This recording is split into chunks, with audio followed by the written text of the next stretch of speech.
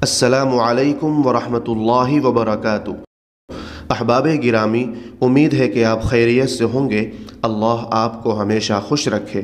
معزز ناظرین کرام، سعودی عرب میں ماہ رمضان میں مساجد میں سحر و افطار کے دسترخوان لگانے سے متعلق سوشل میڈیا پر کچھ غلط فہمیاں گشت کرنے لگی تھی، جس کی وضاحت کی گئی ہے۔ وزیر اسلامی امور عبداللطیف آل الشیخ نے کہا ہے کہ رمضان کے دوران مساجد میں افطار کے اہتمام پر پابندی عائد نہیں ہے، تاہم ضوابط کی پابندی کرنا ضروری ہے۔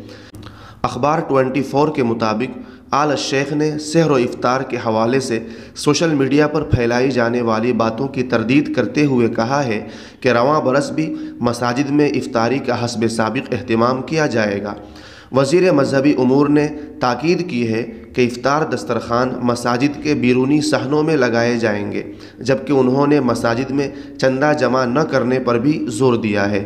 سعودی عرب میں گزشتہ کئی برسوں سے رمضان المبارک کے دوران مساجد میں فلاحی اداروں اور شخصیات کی جانب سے افطار کا اہتمام کیا جاتا ہے، جس میں ہر طبقے کے افراد شرکت کرتے ہیں۔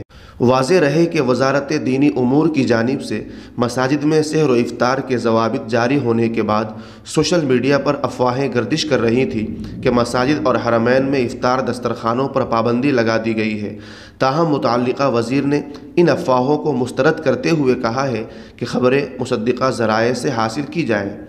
تو معزز ناظرین کرام، اس خبر سے متعلق آپ کی کیا رائے ہے؟ کمنٹ باکس میں اپنی رائے کا اظہار ضرور فرمائیں۔